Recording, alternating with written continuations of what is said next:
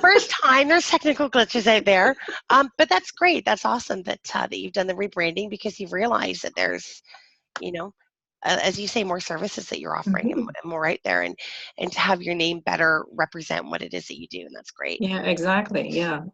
Wonderful.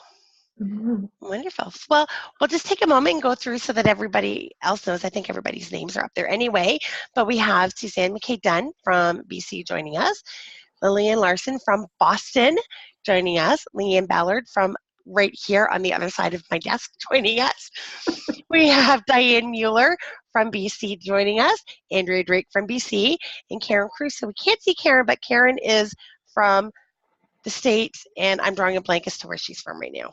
So I'm sorry, Karen. All right. So do any of you ladies that are joining us have any questions that you would like answered? Well, yes, I actually, I don't know if anybody knows this. Has anybody worked with Expensify before? You know Yes. what? That's a good question. I haven't myself. Who said yes? Yes. Somebody said yes. Okay.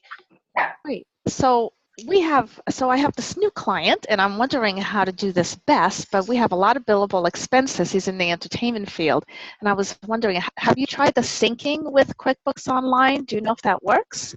No, I never could get it to work.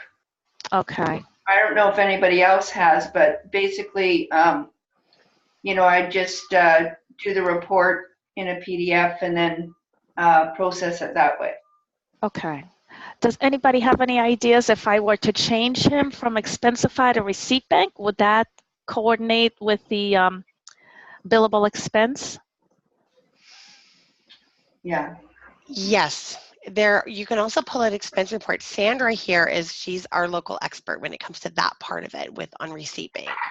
I don't know if Really? she's joined us or. Okay. I know she's in behind us listening. Okay. So I'm going to have to pick her brain a little bit because I'm trying to find the best way to do that for this particular client without causing too much of a ruckus. Right. Just starting out. I do have a colleague here that uses Expensify, and she loves it because she says it's much easier for the guys out on the road. So depending on what the purpose is, she felt that they really struggled with Receipt Bank. So she went back to Expensify just because it was simple and easy for them to do it that way. I do have a client that uses the expense reporting in Receipt Bank, and it's working really well. He loves it. Okay. Yeah, I could see how the Expensify would be a little bit easier on the user side for that. So maybe it's Interesting. just a matter of reaching out to Expensify then, and maybe getting them to connect and try to see what's lacking on that. Okay, great. I will do that. Well, that's a great question, and this is why I love having other people that have joined us live on Zoom because somebody had an answer. Absolutely. Great. Excuse me. Lillian, have you tried using Business Import to just take it from there and send it over to Cubio? No, I haven't. Right now, I'm just kind of going through the reports. I just wanted to get a little bit of more information before I actually import it, because you never know what can happen before you import things from it. So might not be a bad idea to get ChronoBooks in this case, just to back up. Right. Now, Afsana, were you talking Business Importer, the app itself? Yes. Yeah. I just had a demo with them today. Oh. Yeah, with Paulina and Ilya. I met Ilya in Scaling New Heights, and we just had a demo today. And yeah, I'm quite impressed. So I can't wait to. It works very nicely. You have to do a little bit of mapping. Yeah. But as soon as you do that, then it's all good to go. It comes over like beautifully. And it's called Business Importer? Business Importer. Yep. What I really like about Business Importer over Transaction Pro, and maybe Transaction Pro has this, and I just haven't seen it, but I'm not as far as I'm aware, but Business Importer, if you have a Google Sheet, so you can have a client, just let the client know, upload, this Excel doc or whatever, copy and paste it into Google Sheets by Wednesday, and you can set an automatic scheduler to every Thursday or every Friday to now automatically import in your book, so you don't even have to touch it. I thought that was really cool. That is nice. Yes. yes, so that What about auto entry? Would that help? Would that work? But you still have to send it there and then mapping it and all that. There's a yeah, bit of mapping involved if you use that one. I For don't know me, that auto entry pulls in lists like that and imports lists like that. I'm not sure. Well, it would depend on how the list is set up, because Yeah. auto entry will import a statement, which just is lines of items, right? Like a bank Yeah. statement, a credit card statement, and it all just comes in as line items in a Mhm. purchase or whatever. So I would think it would be fine. I Okay. think so, yeah. Yeah. I know they're on my list. Tom and I had tried to connect the whole time at Scaling New Heights, but he was really busy. So we'll be connecting sometime within the next couple of weeks. So it'll be Mhm. interesting to see, because I've heard a lot of auto entry, but I haven't had the privilege of using it yet. I have had demo from them, and I'm on a trial, free, like 14 days trial version of it now. And as long as you have I still have to learn more about them, but as long as you have the file, you can send it over. But then, as I said, you have to do the mapping and send Right. it properly. I think anywhere you'd need to do the mapping, Yeah. make sure it goes in the right spot. But Yeah, it's just a PDF, correct? CBS. No, Oh, you have to check. But I thought that they could do PDFs too. do they do PDFs as well as? Okay. That's what I understood. Okay. Interesting. Andrea's shaking her head. Is that true? Awesome. Yeah, they do. They Yeah. do. So any PDF will go in. Yeah. Awesome. Mhm. Good. No, there's I yeah. need to ask. Go ahead. So I'm thinking a lot about advisory. So I was just wondering what your thoughts were on that, and whether you're offering that in your firms, and what that looks like, and how you price it. Well, I have some really exciting news on that the boot campers have been privy to, which is probably why Andrea is asking this to bring this out, but is now going public. I've been working with some of the apps to pull together a financial advisory webinar series. So it's going to be 12 weeks, 12 different apps. I'm asking them to focus more on the how-to rather than a product demo, because and as I said to them, that and they all agree with me, all those that I've been able to nail down with the date as well too, they've agreed that if we don't know how to do it, we're not going to keep the product. It doesn't matter what product it is that we're using. So we're going to have 12 weeks, 12 different apps, and then at the very end, we're going to have a great big panel with all of them as a finale, so that anybody can meet up and just ask them basically an open FAQ. And that way you'll be able to walk away with some really good information. Some information will be the same. Some information will be different. You'll be able to see all the apps and how they work. Everything will be recorded. By the end of next week is when I'm hoping to lock down the last of the apps, because it's just been difficult when scheduling since I got back from Scaling New Heights. So I've got 5 of them locked in with dates out of the 12 so far. Chata is going first, and I believe we're going to start the first week in August. And we won't be holding it on any weeks that we've got, conferences, going back to school, or a holiday, because what we're doing is it'll be the Monday between 12 and 1 o'clock Eastern time. So it'll be 9 and 10 PST that we're going to have them, and they'll be coming in doing an hour. That's open to absolutely everybody, completely public. So I'll be putting on Bookkeepers Corner group, and then some of the other groups will be going ahead and putting it in. We've got room for the first 100 to attend live that join. Anybody else will be getting the recording. It'll be posted in the group. It'll be posted on YouTube as well. And then bookkeepers get a special one. We get on the Wednesday of that same week, we get a special one that'll be an hour and a half. So it pays to be connected. So Yes, it does. that Very sounds exciting. really good. Yeah. Yep. So Andrea, when we talk about advisory services, that's kind of a big word for me. Yeah. Kind of like a lot of things are underneath that. That's on my mind too. The breakdown of that word and what people are doing with it.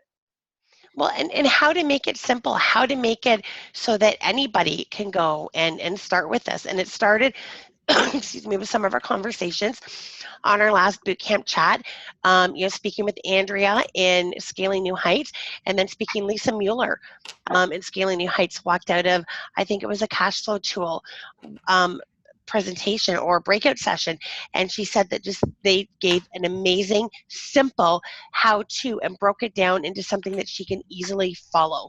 And so all of that combined, and then having several of the apps there is kind of what sparked this, because we need to be doing this. Like, absolutely. And what is advisory services? What you think your advisory is and what I think advisory might be something completely different.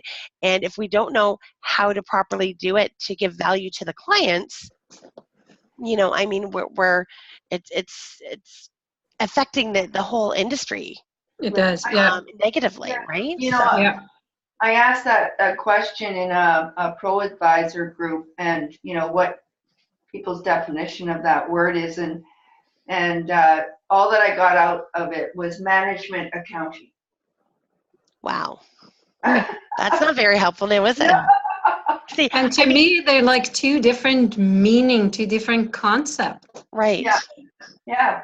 So I don't know if we're all going to make up our own thing with advisory. Yeah. or if it's going to be something like, structured that, when a client talks to you and then someone else, when they're comparing, they're not getting all confused. Well, I feel like in a way, we are already providing advisory. Every time they ask us a question, we're advising them, if possible, or directing them to someone that can help. Absolutely. Bring it into our firm is kind of what I'm looking at. Again, feeling like we're doing it, and that we like to stumble upon something more authentically rather than like have it in a package and feel this pressure of having to advise. Mm-hmm. Right. And then with that, how do you monetize it, really? See, of course, then we get scope issues and all that kind of thing, because you just want to do it anyway because you want to help clients. So it's definitely a big question. I know that, but we're starting to look at it, and we actually have an island conference next week. So I saw that. Awesome. Yeah, something that we're chatting about. So I just thought I'd throw it out there too. Well, it's definitely a new concept, so I was thinking of the same thing, because we're all doing it. Customer calls in and they ask questions that is not exactly like a bookkeeping. It's like, how do I do this? Should I do that kind of thing? So I thought of just writing down the advices that I give out and see, what I come up with. What are, my skills? What is it that I'm, which area I'm good at? And then think of packaging it that way and then pricing it. But right now it's so vague, is not very clear. Like, it could be app related. It could be like, where do I start? Like, for those startups, like, where do I start? Like, okay, do this, do that. And they don't know. And it is a very valuable, advice that we're giving them, because we put them on a right path. So, but we've been giving it out for free. Like, I know I've done it. I'm doing it still. And I have to price it. Package it and price it. I think there's two different forms for two different methods of advisory. We've got just general advisory, which that's absolutely what we're talking about. I mean, clients call and can I fire somebody? Can we this? We've been working this week on an employee manual, which now we're going to turn around. We've got ours done. We're going to turn around and now offer that out to our clients. Here's this. So there's regular advisory, so business advisory, and then financial advisory. So I think they're two different things. Yeah, there is we just need to break it down, because I think, like everyone said, naturally we do it and we just give it away, which we don't want to not tell them. They're calling on the phone and basically not being able to get hold of their accountant and asking us most of the time. Right. So can I just throw something out there? Are we our worst enemy in that? Because I've actually heard 3 of people now say, well, they call you on the phone and they ask you questions and you tell them. So your clients have gotten used to doing that, and you're only a phone call away. If it becomes an actual service separated out, that your clients don't call you to do payroll. Your clients don't, right? So we have all of these things that we do and we offer out there as a service. It needs to also be a service, so that you're training your clients to know that if they've got a question, a business question that they want an answer to, you absolutely provide that service, and it's set up at a time for you to do that. And it may just be a quick 15-minute call, but it's scheduled and it's separate from just, oh, I'll just ask Leanne about that. What's her number? Mm-hmm. Right? Like, so we're kind of we've done it to ourselves over the years. So it's our mindset that has to change. And then train our clients into realizing that we do offer and give advisory services, but there's a charge for that. And there's a proper procedure for actually going through and getting that service. And so we have to learn to shut up, right? And when they ask the question, and I've been trying to do that myself lately. So when I'm in that situation and I'm getting that type of question, it's hard because you're thinking on your feet, but you have to say, you know what? That is a really good question, and I'd love to have a discussion about that, but it takes longer than 2 or 3 minutes. Let's set up a time that we can talk about that. Instantly, they then know, hey, I'm going to be charged for this. Mm-hmm. And it's going to be not just a quick question. And, it could be packaged in it could be included in the package that we are, right now, we're not putting it in there. It's just not there. They're getting it for free. But I wouldn't put it in the package as they can call me. Right. It would be in the package with actual instructions and parameters. Yes. Right? Yeah, absolutely. Yeah. Not just a phone call. Yeah. Yeah. And, and Diane, I just want to thank you for bringing that up, because if you're struggling with that too, I'm sure that's, and I do as well. Same thing. You're right. We need to learn to shut up. I think it'll make a lot of other people out there feel good and not feel, not lose confidence in themselves to know that it's giving value back to yourself by learning to shut up. Because when we tell them everything that's in our brain and all experiences we've had and how we've helped other clients instantly like that, we're the ones not valuing it. Right. Yeah.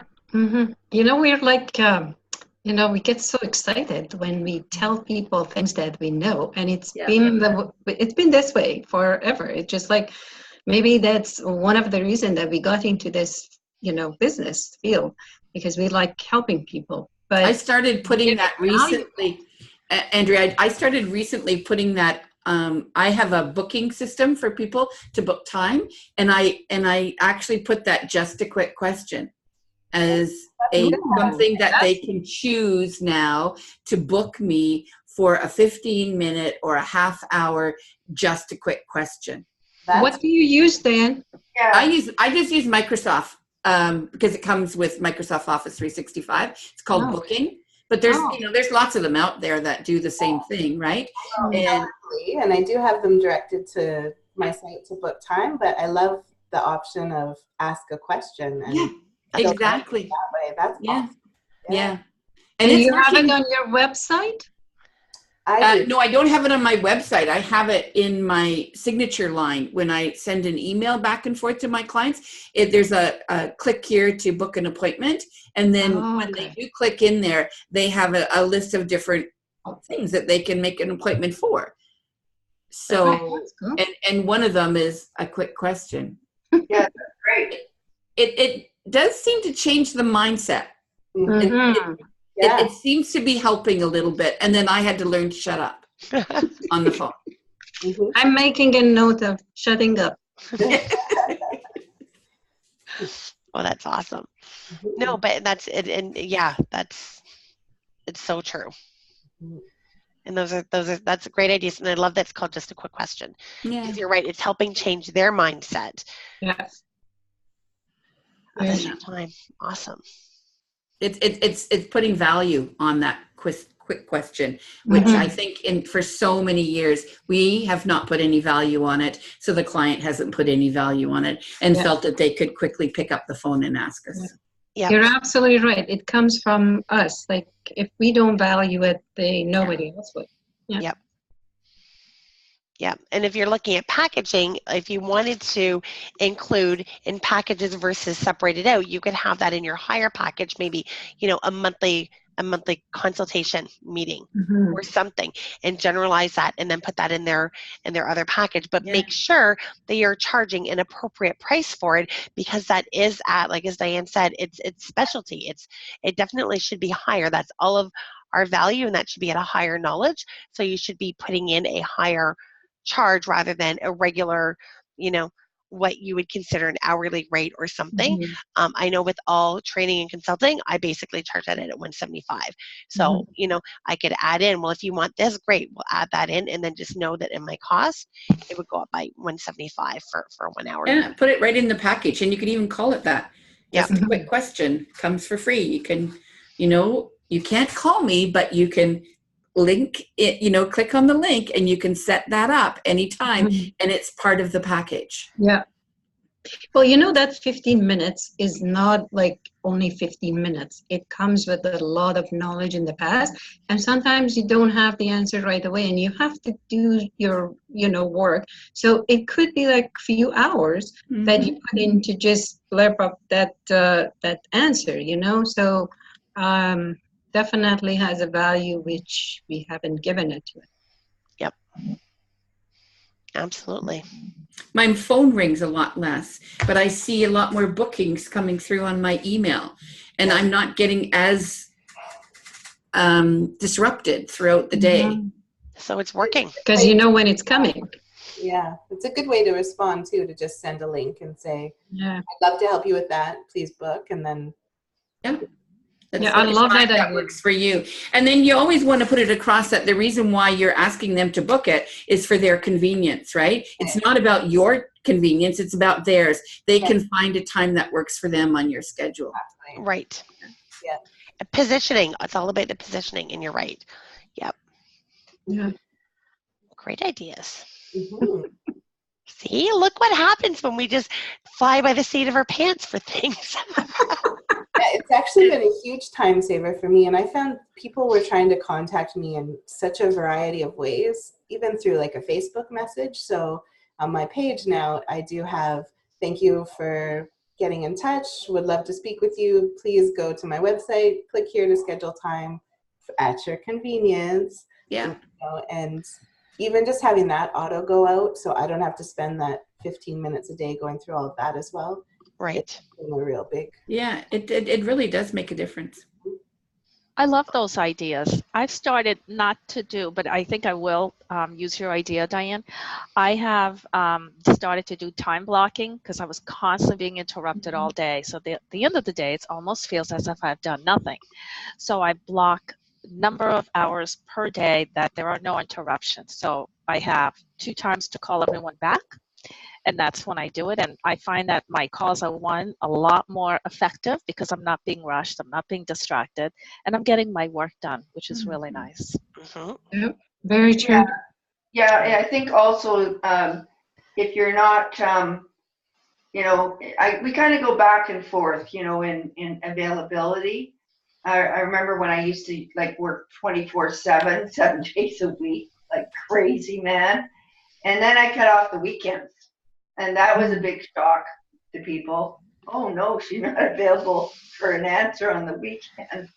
And then what I did is I started to not answer the calls as quickly as I usually do. And it's amazing because a lot of the clients, they actually figured it out themselves. Yeah. And didn't really need to call me. Yeah.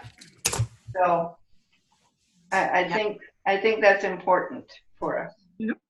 And I have to resist too, even though I might be working or at my computer and my emails come into my phone. So I see emails on the weekend from clients, and it might be just a really quick fix. I could be 1 sentence reply to them, but I have stop. I literally have to force myself. No, you will not reply to this until Monday morning. You know what I do, Diane? I put the do not disturb on my phone, and it just those that are on my favorite list get through. The rest, I don't I hear see. from them. Because it really, even though that I don't answer them, but it still is in my head. I said, oh, I start Yeah. thinking about their question, you know? But if I don't see it, then I don't see it.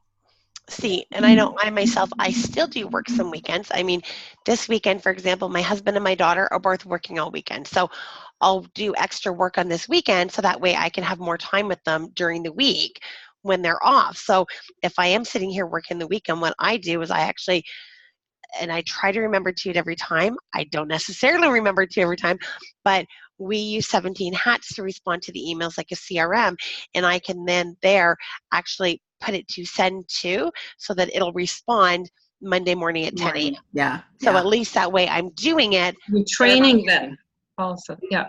They don't expect to get any answer on the weekend, yeah. Yeah, Exactly. that's good, Tanya, and you're not forgetting. It's out of your head. It is. Yeah. Yeah, I love those scheduled emails or texts.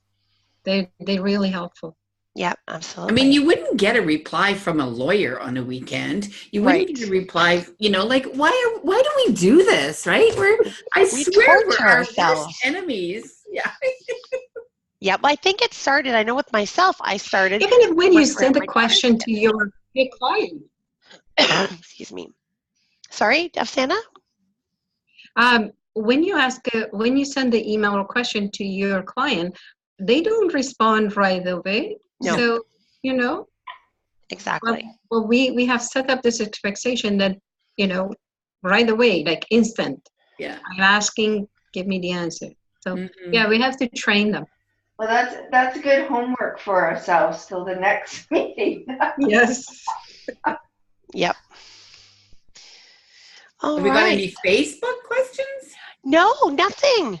Nothing. We've just got Jennifer, but we've had about 10 people on average watching. And Jennifer Baldock is there, so she said howdy. So howdy, Hi, Jennifer.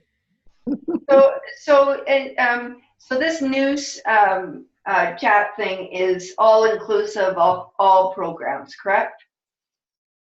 You can ask. You mean the questions? Yeah, the questions. Yes. Yeah. All Okay. inclusive. So I'm just I'm meaning, there's Sage, QuickBooks, there's, you know what I mean? There's, my question is percentage wise, who is using Sage Cloud Accountant versus QuickBooks Online, that kind of thing. I use Sage Business Cloud Accounting. I use QuickBooks Online. I'm an expert in Sage 50. And I do not use QuickBooks Desktop. Oh, there you go. Yeah. Yeah. I have Sage 50, QuickBooks Desktop, and QBO. And I'm straight QBO. Everybody knows that, I think, right now. I'm 90% QBO, and I still have two little wanderers that are desktop and nothing else. No Sage, no Xero, no nothing. I do have one desktop client left. Sorry. One QB desktop client left. They won't go to the cloud, and that's fine. They've been with me for 10 years. I still go on site to them. They're grandfathered in. They're still at an old hourly rate, but I actually enjoy going in, working with them. They're only a few blocks from here. I'm there every second Tuesday. I mean, I'm part of the building at this stage. Been working with them for over 10 years, or almost 10 years, I think. So, yeah. But everybody else, no, it's QBO, or I refer elsewhere. Right. All right. Well, I see that we're 4, so our half an hour has gone very quickly. Definitely. Mhm. Yes. Wow. So I thank you, everybody, for joining us. Whoever joined us on Facebook, thank you very much. Whoever's joined me here on Zoom. So we've got Karen and Leanna, who have been very quiet, just listening. Matthew is there. Hello, Matthew. Thanks for joining us. Oh, there's Leanna with me. Hello. So the plan is, as long as this is still received well by everybody, and we still have people showing up and asking questions, that yes, it'll be every Friday, same time for 30 minutes. I didn't want to go too long, so it's kind of a nice little break in the day. And yeah, if anybody wants to come and join live, be part of the panel, answer questions, as well as ask and be part of the conversation, great. If not, then you can just come in and watch us on Facebook Live and type in questions, and we'll definitely answer that. And it's completely unscripted, which is what makes us very different. I love the fact that we've got people that have expertise in every area, so that any question is going to be answered, which is, I guess, is Suzanne's point. Right. Absolutely. Absolutely. Tanya, I have a question. Okay. Now we have this one, then, and also we have the chat one that is on Friday also. That's different. That's our boot camp chat, which is only for boot campers. Okay, so this is open to everybody. It's on Facebook. Anybody can join. Okay. All right. Okay. Yeah, absolutely. So that we can share all of our knowledge with everybody. But it's nice to see so many bookkeepers and Diane, and I mean, it's definitely nice to see the support. And we've got Jen Baldick, and we've got Carmen and Jason. I recognize them. Tanya Fernolik, Matthew Fulton. By the way, said, "What's wrong with desktop?" Oh, not so much, but it's a little restrictive. But then he's got a happy face. It's great when you need it, but I prefer. Well, desktop has very, very good features that like QBO hasn't. Oh, absolutely. Yet, so. Absolutely. And there are some clients, like say this one client that's on desktop, I would not move them to the cloud. Yeah. Their file is too complex. I would not move them to the cloud. Yeah. And it's good to diversify, I guess, for us. Yep. Nice. Right. You guys, thank you. This is great. Yes, well, thank you very much, everybody. Fun. Thank you for joining. Thank you, everybody. This Bye. Have a great weekend. Facebook and on YouTube. And everybody have a wonderful weekend. Thanks. And we'll see you next week. Thanks. Bye. Thanks, everybody. Bye, guys. bye-bye.